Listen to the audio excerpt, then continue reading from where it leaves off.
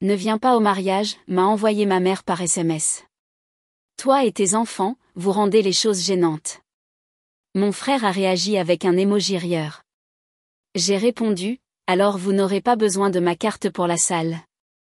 Le chat de groupe continuait de bourdonner de rire, complètement inconscient de ce qui allait se passer ensuite. Je ne me souviens plus exactement quand ma mère a cessé de me traiter comme sa fille pour me traiter comme son compte bancaire personnel. Mais je peux vous dire le moment exact où j'ai réalisé que ça ne changerait jamais. C'était un mardi banal.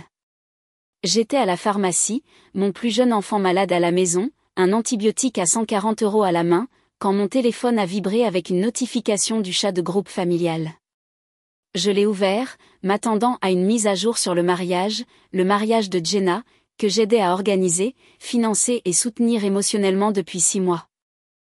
Mais non, il n'y avait pas de salutation, pas d'explication, pas d'avertissement. Ne viens pas au mariage. Toi et tes enfants, vous rendez les choses gênantes. Mon pouce s'est figé au milieu du défilement. Puis Jenna a réagi avec un emoji rieur, puis un autre. Margot a enchaîné avec un « maman cool comme Élise », comme s'ils étaient tous complices d'une blague. Un mème est apparu. Une fille se faisant jeter d'une fête. Ce n'était pas seulement blessant, c'était chirurgical, délibéré, comme s'il l'avait planifié. Je suis restée là, à la pharmacie, tenant un médicament que mon assurance ne couvrait pas entièrement, réalisant que je venais de dépenser plus de 4 000 € ces derniers mois pour aider Jenna avec les acomptes, les essayages, les voitures de location, même les fichus arrangements floraux. Non pas parce qu'elle l'avait demandé, mais parce que je voulais être incluse. Parce que je pensais que cette fois les choses seraient différentes. J'ai répondu une fois, alors vous n'aurez pas besoin de ma carte pour la salle. Personne ne l'a pris au sérieux. Margot a envoyé un gif de pleurs et de rires. Jenna a posté une photo de ses chaussures de mariage. Ma mère a dit, on va trouver une solution. Ne fais pas de drame. J'ai coupé le son du chat. Ce qu'il ne savait pas, ce à quoi il n'avait jamais pris la peine de prêter attention, c'est que le contrat de la salle était à mon nom.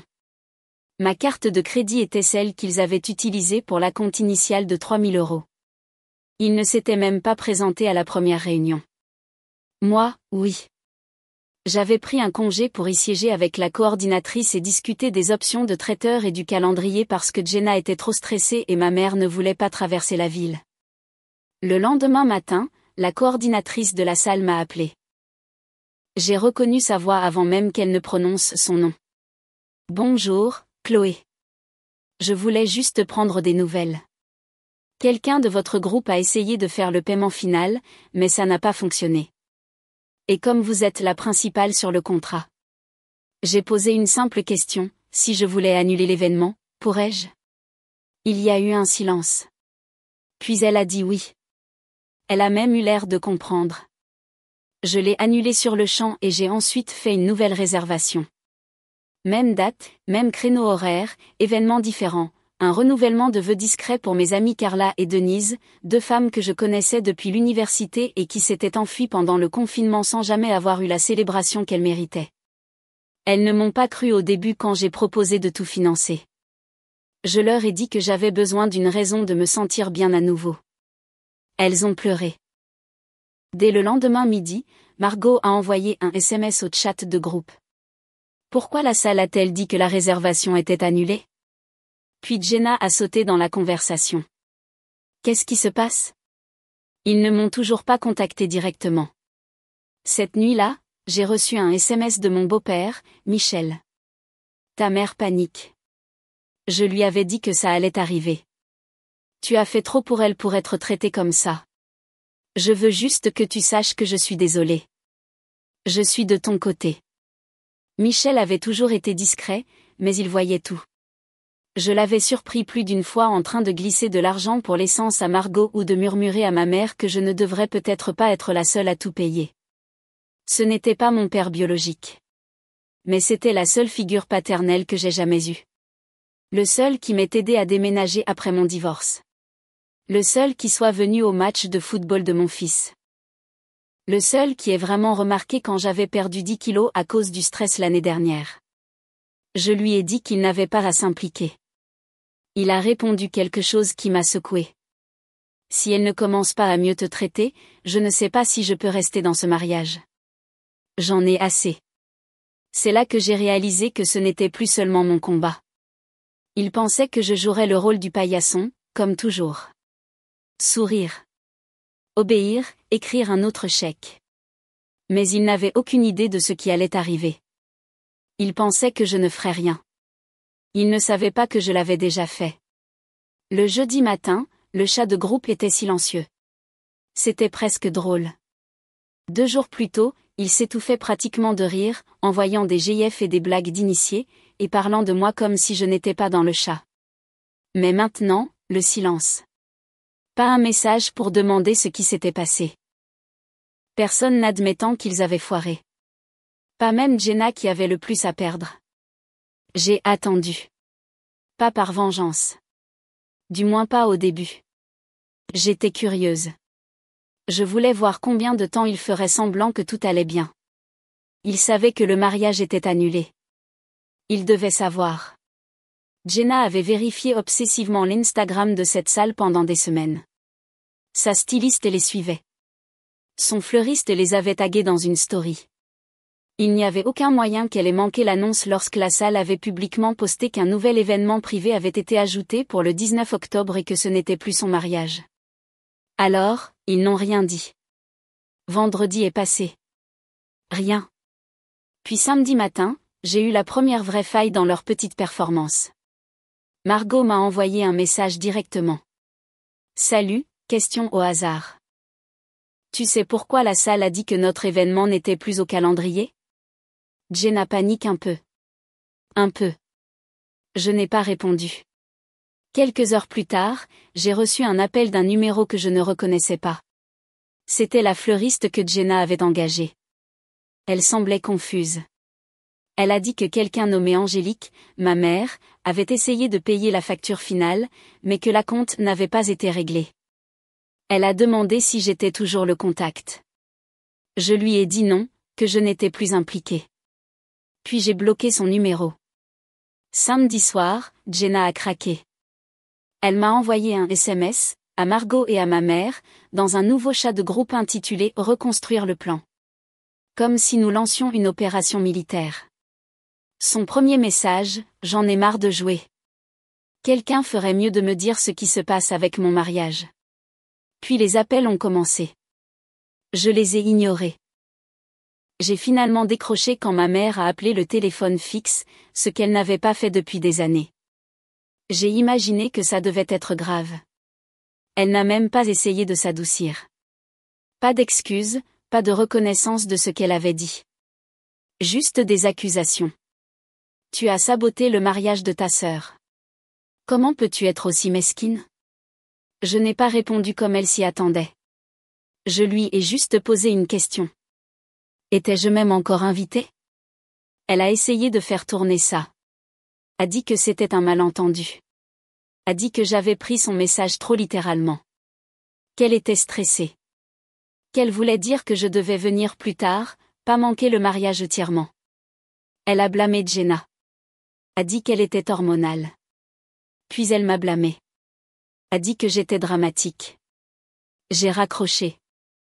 Cette nuit-là, Michel a envoyé un SMS. Tu vas bien? Juste pour prendre des nouvelles. Je lui ai dit la vérité, que je n'étais pas triste. Je n'étais même pas en colère. Je me sentais juste terminée, comme si quelque chose en moi s'était enfin éteint et que je ne voulais pas le rallumer. Il m'a demandé si j'avais le temps de prendre un café le lendemain matin. Nous nous sommes rencontrés dans un endroit calme du centre-ville. Il avait l'air épuisé. Il a dit qu'il dormait dans la chambre d'amis, que la maison s'était transformée en cirque.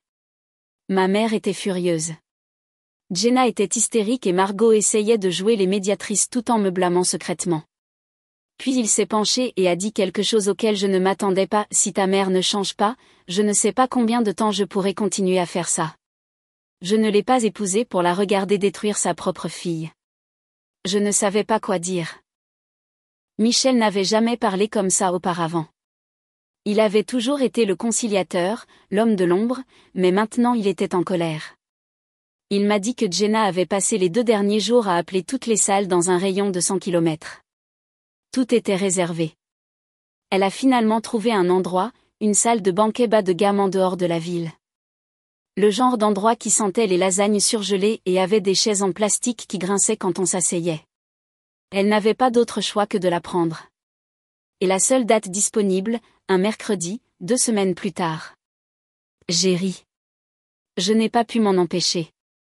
Michel a souri un peu. Puis il a dit, je lui ai dit de ne pas s'attendre à ce que je paie un centime à moins qu'elle ne s'excuse. Elle a dit que tu me manipulais. Je lui ai demandé ce qu'il avait répondu. Il a haussé les épaules. J'ai dit, non, je fais juste enfin attention. Le dimanche soir, Jenna avait changé sa biographie sur Instagram. Elle ne disait plus « future mariée du 19 octobre ». Maintenant, elle disait « presque mademoiselle » avec un emoji cœur. J'ai fait défiler son fil. La moitié des prestataires avaient disparu. La maquilleuse avait annulé. Le photographe était déjà réservé à la nouvelle date. Il faisait semblant que tout allait bien. J'aurais pu leur dire la vérité. Que ça n'allait jamais bien se passer. Qu'ils avaient franchi une ligne qu'ils ne pouvaient pas franchir en arrière. Mais je n'ai rien dit. Ils pensaient toujours que j'étais juste blessée. Ils ne savaient pas que j'en avais fini. La nouvelle salle ressemblait à quelque chose tiré d'un prospectus de soirée loto. Jenna n'a pas posté de photos, mais je l'ai vue. Margot a tagué le mauvais compte quand elle a téléchargé une photo floue de l'entrée. Des murs beiges, des chaises pliantes, ces tables rondes qui tanguent si on s'appuie trop fort. Le plafond était tapissé de carreaux jaunâtres, et la scène avait une fausse arche florale qui n'avait pas été dépoussiérée depuis 2014. Leur nouveau mariage de rêve était fixé à un mercredi à 18h avec une fenêtre de 3 heures strictes, et maintenant ils essayaient de faire comme si tout faisait partie du plan. Michel m'a appelé la veille de leur dernière visite. Il avait l'air fatigué. Ta mère fait toujours semblant de n'être pas fautive. Mais je lui ai dit que je pensais ce que je disais. Si ça ne change pas, si elle ne peut pas prendre ses responsabilités, je m'en vais. Je lui ai demandé s'il parlait de partir du mariage. Il a dit, non, du mariage. Je n'ai pas dit grand-chose. J'ai juste écouté pendant qu'il expliquait depuis combien de temps il regardait ça se dérouler. Il a dit qu'il pensait que c'était juste de vieilles blessures entre ma mère et moi, que je réagissais peut-être de manière excessive, mais après la façon dont ils avaient géré les retombées de la salle, il voyait les choses différemment. Il a vu à quelle vitesse il m'avait coupé quand je n'étais plus utile. Il a dit qu'il avait aussi essayé de parler directement à Jenna. Cette conversation ne s'était pas bien passée. Elle lui a dit que j'étais émotionnellement instable, que j'empiétais toujours, que j'avais essayé de faire de son mariage le mien dès le premier jour. Il lui a dit qu'elle était gâtée. Jenna lui a crié dessus, l'a traité de traître. À la fin de l'appel, Michel a dit qu'il avait l'impression de vivre avec des étrangers. Le lendemain matin, je me suis réveillée avec un autre SMS de ma mère. Celui-ci était plus long, une tentative, je suppose, de réconciliation. Elle a dit que les choses avaient dégénéré, que les familles se disputaient, que je devrais venir au nouveau mariage et que nous devrions aller de l'avant. Elle a même dit qu'il comprendrait si je ne voulais plus contribuer financièrement. Je n'ai pas répondu. À midi, Margot m'a envoyé un SMS en privé. Ils veulent vraiment que tu viennes. Nous essayons d'éviter que les choses ne s'effondrent. C'est là que j'ai réalisé ce que c'était vraiment. Il ne s'agissait pas de moi. Pas vraiment. Il s'agissait de contrôle. Il ne m'invitait pas par culpabilité. Il paniquait. Il commençait à voir à quel point leur montage était fragile quand je ne portais pas le poids. J'ai répondu à Margot. Dis à Jenna qu'elle ira bien. Elle n'a qu'à se débrouiller comme j'ai toujours dû le faire. Puis j'ai fait quelque chose que je n'avais pas fait depuis des mois. J'ai ouvert mon application bancaire et j'ai commencé à examiner tous les prélèvements automatiques. La location de la robe de mariée payée pour Margot. La voiture de location que Jenna utilisait pour transporter les décorations également à mon nom. J'ai prévu son retour pour le lendemain matin. Le forfait téléphonique familial partagé. J'ai retiré ma carte et programmé la résiliation du service pour la fin de la semaine. Il voulait l'indépendance. ils allaient la voir. 1 heure plus tard, Margot a appelé en pleurant. Elle a dit que la société de location de voitures l'avait appelée, qu'il menaçait de la remorquer si elle ne la rendait pas ou ne payait pas le solde. Je lui ai dit que ce n'était plus mon problème. Elle m'a demandé comment je pouvais faire ça. Je lui ai posé la même question. Puis j'ai raccroché. Cette nuit-là, Michel est passé à l'improviste. Il a apporté une petite boîte de choses que j'avais laissées chez eux. De vieilles photos, quelques livres, un pull que j'avais oublié. Il a dit qu'il voulait les rendre avant que les choses ne s'aggravent. Puis il m'a dit quelque chose auquel je ne m'attendais pas, j'ai contracté un prêt, 15 000 €, juste assez pour qu'il s'en sorte pour le mariage. Il l'a dit comme si ça lui faisait mal, parce que c'était le cas. Je ne lui ai pas dit qu'il faisait une erreur. Je savais pourquoi il le faisait. Il espérait toujours pouvoir maintenir la famille unie même si elle se fissurait entre ses mains. Avant qu'il ne parte, je lui ai tendu une enveloppe, 2 000 €. Il a cligné des yeux comme s'il pensait que je plaisantais. Je lui ai dit que c'était pour lui, pour l'aider à alléger le prêt. Je ne voulais pas que ça aille à Jenna ou à Margot. Je voulais juste qu'ils ne souffrent pas de leur gâchis. Il n'a pas dit grand-chose. Il a juste hoché la tête, a tenu l'enveloppe et a semblé plus épuisé que je ne l'avais jamais vu. Et puis il a dit une dernière chose avant de monter dans sa voiture. Je te considère toujours comme ma fille. Juste pour que tu saches. Alors qu'il s'éloignait de l'allée, j'ai ressenti quelque chose que je n'avais pas ressenti depuis des semaines. Pas de la tristesse, pas de la culpabilité, juste de la paix. Le mariage a eu lieu le mercredi soir, une journée sombre et nuageuse. Il a plu vers 16 heures. Puis ça s'est arrêté juste assez longtemps pour que tout le monde soit mouillé et agacé avant que le ciel ne reste gris et lourd. Je n'étais pas là, mais j'ai tout vu. Non pas parce que je le voulais, mais parce que les gens me l'ont envoyé. Des amis, des cousins éloignés, même l'un des prestataires qui me suivait depuis les premières étapes de la planification. Ils étaient tous tranquillement confus, se demandant pourquoi je n'étais pas là. Certains pensaient que j'étais malade. D'autres supposaient que je devais être en voyage, mais je savais ce qu'ils demandaient vraiment. Que s'est-il passé ? Je n'ai pas répondu. J'ai laissé les photos et les histoires affluer comme une lente fuite. La salle était pire que prévu. Une longue pièce avec un sol carrelé, le genre que l'on nettoie avec un balai-brosse. La moitié des invités sont arrivés en retard à cause de l'heure. Un tiers n'est pas venu du tout. L'éclairage était fluorescent. Le gâteau a fondu. Personne n'avait apporté d'enceinte de secours, donc la musique n'arrêtait pas de se couper. Il n'y avait pas de maître de cérémonie, juste Margot essayant de crier par-dessus le bruit et de taper dans ses mains pour lancer les danses. Mais le meilleur moment, le lancer de bouquet a été écourté quand une des ex-amies de Jenna, quelqu'un qu'elle n'avait pas invité mais qui s'était présenté quand même avec un autre invité, a attrapé le bouquet et a crié « Dommage que le marié m'envoie toujours des SMS ». Oui, ça s'est réellement passé. Apparemment, ça a causé une scène. Jenna s'est enfuie aux toilettes. La musique s'est arrêtée. Certaines personnes ont ri. D'autres ont essayé de couvrir ça, mais le mal était fait. Michel m'a envoyé un SMS plus tard dans la nuit. C'était un désastre. Je pensais que tu devrais le savoir. Je n'ai même pas répondu tout de suite. J'ai attendu le lendemain matin. Puis j'ai juste envoyé, il a essayé. C'est plus qu'il ne méritait. Il a appelé.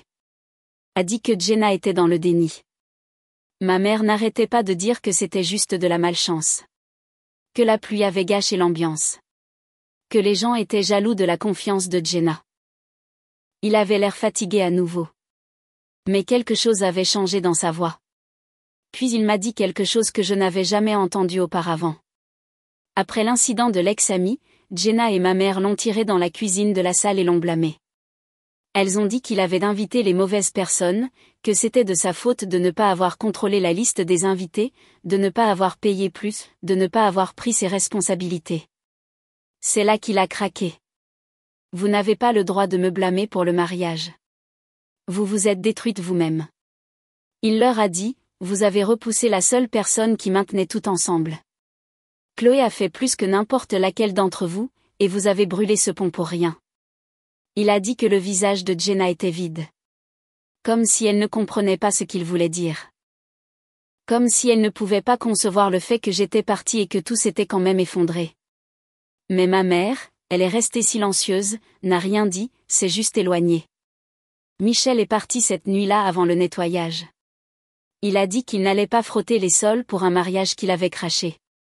Puis est arrivé le plus inattendu. L'après-midi suivant, un message de Jenna. La première fois qu'elle me contactait directement depuis la rupture. Tu dois être si fière de toi. Tout le monde parle de la façon dont tu n'es pas venue, de la façon dont tu es froide. Je suppose que tu as enfin eu l'attention que tu voulais. C'est là que j'ai su. Elle n'avait toujours pas compris. Elle pensait toujours que c'était à cause de mon amertume, de ma mesquinerie ou de ma jalousie. Elle ne pouvait pas voir que ce n'était pas une vengeance. C'était une libération. Je ne lui ai pas répondu. Mais 2 jours plus tard, Michel m'a envoyé un autre message. Juste 2 mots. Je pars. Je l'ai appelé, incertaine d'avoir bien lu. Il m'a dit qu'il en avait fini. Il avait fait sa valise et restait chez un ami pour l'instant. Il a dit que le prêt était sa responsabilité et qu'il s'en occuperait, mais qu'il n'allait pas vivre dans une maison où il était traité comme un méchant pour avoir essayé d'être décent. Il m'a aussi dit autre chose. Il avait ajouté mon nom comme bénéficiaire secondaire sur sa police d'assurance. Tu es la seule qui m'ait jamais traité comme de la famille. Je n'ai pas pleuré. Je n'ai même pas ressenti grand-chose à ce moment-là. Juste une tristesse silencieuse et lourde. Non pas à cause du mariage, ni même à cause des années perdues, mais parce que même après tout, le seul homme décent dans cette maison était celui qui ne leur avait jamais vraiment appartenu en premier lieu. Je pensais qu'il tiendrait au moins quelques mois avant de me recontacter, mais il a fallu moins de 3 semaines. Le premier message est venu de Margot. Salut, désolé de te déranger, mais ma carte n'est pas passée pour la location de voiture. Ils ont dit que je devais toujours un solde d'avant. Peux-tu m'aider juste cette fois? Juste cette fois? L'expression qu'ils utilisaient toujours comme si les 50 dernières fois ne comptaient pas. J'ai laissé le message en lu. Le lendemain, Jenna m'a envoyé un email. Un email comme si c'était une demande professionnelle. Objet, aide. Bonjour, Chloé. Je sais que nous n'avons pas été en contact et je n'attends rien, mais nous sommes un peu dans le pétrin. Les cartes de crédit sont au maximum à cause du mariage et certaines factures sont dues plus tôt que prévu. Je ne demanderai pas, mais nous sommes vraiment à court. Je sais que tu as dit que tu ne voulais plus être impliqué, et je respecte ça. Mais s'il y a un moyen que tu puisses juste nous aider ce mois-ci, je te serai éternellement reconnaissante. Pas d'excuses, pas de reconnaissance de ce qu'ils avaient fait. Juste les mots doux et stratégiques de quelqu'un qui pensait encore que je pourrais mordre s'ils avaient l'air assez désespérés. Je n'ai pas répondu. Plus tard cette nuit-là, Michel m'a rappelé. Ils sont en train de s'effondrer, a-t-il dit. Margot essaie de rendre sa robe de demoiselle d'honneur pour de l'argent. Jenna appelle le DJ, demandant un remboursement partiel parce que l'énergie n'était pas bonne. Ta mère fait semblant que rien de tout ça n'arrive. Puis il a dit quelque chose qui m'a arrêté. Ta mère m'a demandé si je pensais que tu leur pardonnerais un jour. Je lui ai demandé ce qu'il avait dit. Il a soupiré. J'ai dit, je ne pense pas que le pardon soit le problème. Je pense que c'est la confiance. Et ils l'ont brisé. Quelques jours plus tard, ma mère a envoyé un SMS. Première fois depuis le mariage. Elle ne l'a pas mentionné. N'a pas demandé de mes enfants. Elle a juste dit, tu as fait ton point, mais c'est toujours ta famille. Tu ne peux pas simplement couper tout le monde. Je l'ai regardé un moment, puis j'ai répondu, c'est ça le truc. Je n'ai coupé personne. J'ai juste arrêté de financer mon propre mauvais traitement. Elle n'a pas répondu après ça. Les appels ont commencé à venir plus fréquemment. Margot demandant de l'argent pour réparer sa voiture. Jenna essayant d'obtenir de l'aide pour couvrir le loyer. Ma mère affirmant qu'elle avait besoin d'un petit prêt pour couvrir quelque chose pour la maison. Bien que j'ai découvert plus tard qu'elle voulait juste se faire coiffer avant un gala communautaire. J'ai dit non à chaque fois. Et puis quelque chose d'inattendu s'est produit. Ils ont commencé à pleurer. Je ne veux pas dire littéralement. Nous n'étions pas face à face. Mais le ton de leur message a changé. Le sarcasme a disparu. Les émojis ont disparu. Ce n'était plus seulement de la nécessité. Maintenant, c'était de la panique. Michel m'a dit la vérité. Le prêt n'était pas suffisant. Jenna l'avait dépensé en quelques semaines. Ils avaient trop réservé de prestataires, emprunté de l'argent à d'autres membres de la famille, et maintenant ils étaient acculés. Il pensait que le mariage arrangerait tout, a dit Michel, mais tout ce qu'il a fait, c'est lui montrer qu'il ne nettoierait plus après elle. Il avait l'air terminé. Il m'a dit qu'il avait proposé d'aider Margot avec sa voiture si elle s'excusait auprès de moi. Pas pour le spectacle, pas pour l'argent, juste des excuses sincères, reconnaissant ce qu'elle avait dit, ce qu'elle avait fait. Elle a refusé. A dit qu'elle ne devait rien à personne. Alors Michel a quitté la conversation. Il m'a dit qu'il déménageait dans un appartement la semaine suivante, un petit studio en centre-ville. Il a dit que c'était paisible. Il a dit qu'il pouvait enfin respirer. Je n'avais pas réalisé à quel point ça avait été difficile pour lui aussi. J'avais été tellement absorbée par ma propre rupture avec eux que je n'avais pas vu qu'il était coincé dans un désordre qu'il n'avait pas créé, essayant d'empêcher le toit de s'effondrer pendant qu'il déchirait les murs. Je lui ai demandé s'il regrettait d'avoir pris le prêt. Il ne le savait pas parce que ça m'avait apporté de la clarté. J'ai vu ce qui comptait et ce n'était pas eux.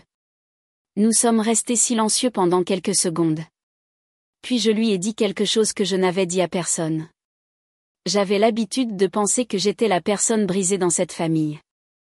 Que si j'aidais plus, payais plus, continuais de me présenter, je serais enfin acceptée. Mais je ne veux pas être acceptée par des gens qui ne savent que prendre. Il a dit qu'il ressentait la même chose. Le lendemain matin, j'ai reçu un autre message de Jenna. Juste une ligne. S'il te plaît, je n'en peux plus. Je n'ai pas répondu parce que j'ai enfin compris ce que la paix ressentait. Ce n'était pas le silence. C'était de ne pas avoir besoin de répondre. Michel m'a parlé du second mariage quelques semaines avant qu'il n'arrive. Il a dit que Jenna avait insisté pour le refaire correctement. Une vraie salle cette fois, une décoration plus jolie, une photographe qu'elle n'avait pas pu se permettre la première fois. Il n'avait pas l'air ravi en le disant, mais il ne semblait pas non plus amer, juste résigné. Il a dit qu'il allait couvrir le coup lui-même. Une table rase, l'a-t-il appelé. Il ne voulait pas de dettes persistantes liées à ma mère ou aux filles. C'était organisé dans un vignoble en dehors de la ville. Il a contracté un autre prêt, 15 000 €, juste pour leur donner le jour qu'elles juraient mériter. Je lui ai dit qu'il ne leur devait pas ça. Il a juste souri et a dit, peut-être pas, mais parfois faire ce qui est juste n'a rien à voir avec qui le mérite. Je n'étais pas invitée, bien sûr. Jenna s'en était assurée. Ma mère a envoyé un SMS de groupe quelques jours avant, disant qu'elle espérait que tout le monde pourrait aller de l'avant après cela. Elle n'a pas mentionné mon nom. Margot a posté une photo avec la légende deuxième round. Pas de drame cette fois. Je suis restée silencieuse. Je n'ai rien posté. Je n'ai pas commenté. J'ai juste regardé de loin. Non pas par curiosité, mais parce que j'avais besoin de voir comment ça se terminerait. Michel m'a envoyé un SMS la veille du mariage. J'aurais aimé que tu viennes. Tu étais la seule qui se soit réellement montrée pour cette famille. Je lui ai dit que je penserais à lui et que j'espérais que la journée se passerait bien. Il a dit que si ce n'était pas le cas, au moins il saurait qu'il avait essayé. Le lendemain, j'ai gardé mon téléphone près de moi, mais je ne l'ai pas vérifié. J'ai emmené mes enfants au parc à la place. C'était une journée claire, une de ces rares après-midi d'automne où tout semble calme et facile. Quand nous sommes rentrés à la maison, j'ai vu un appel manqué de Michel et quelques photos dans mes messages. Le mariage s'était bien passé, je suppose. Les photos avaient l'air presque normales. Tout le monde souriait, mais de cette manière forcée et polie. Pas de rire, pas de chaleur. Juste un bonheur mis en scène sous les lumières douces du vignoble. Puis j'ai vu un message de Michel sous les photos. C'est fait. Je suis libre. Il ne voulait pas dire libre de l'événement. Il voulait dire libre de. Il avait déjà fait ses bagages. Il a dit à ma mère que c'était fini dès qu'ils sont rentrés à la maison. Il a dit qu'elle ne l'a même pas combattu. Elle a juste regardé comme si elle ne comprenait pas ce qui se passait. Margot a commencé à pleurer. Jenna est sortie en trombe, mais il n'est pas resté pour voir la suite. Il m'a dit plus tard qu'en s'éloignant en voiture, il s'était senti calme pour la première fois depuis des années. Il a dit qu'il préférait vivre petit et paisiblement que dans une maison construite sur le droit. Cette nuit-là, j'ai laissé une enveloppe dans sa boîte aux lettres. 2000 € comme avant. Je n'ai pas joint de mots cette fois. Je savais qu'il comprendrait pourquoi. Une semaine plus tard, il a appelé. Il a dit, tu n'avais pas à faire ça. Je lui ai dit, tu n'avais pas à m'aider non plus, mais tu l'as fait. Il est resté silencieux un instant, puis a dit, je suis fier de toi. Tu sais, tu as brisé le cycle. Je n'ai rien dit après ça. Il n'y avait plus grand-chose à dire. Des mois ont passé. Ma mère et les filles sont restées la plupart du temps silencieuses. Je voyais occasionnellement un post de Jenna. Des photos filtrées, des sourires forcés, de longues légendes sur la croissance et les limites. Margot est revenue à la maison après avoir perdu son emploi. Ma mère faisait semblant de prospérer, postant des citations de motivation entre des mèmes passifs-agressifs. Michel et moi nous rencontrons toujours pour un café une fois par mois. Il est différent maintenant, plus léger, plus heureux. Il sort à nouveau, en fait. Quelqu'un de gentil, quelqu'un de calme. Je suis contente pour lui. Parfois, il évoque le mariage et Nourion. Non pas par cruauté, mais par incrédulité. Comme si nous n'arrivions pas à croire que nous y avions survécu. Et de temps en temps, quand je pense à ce premier SMS, ne viens pas au mariage.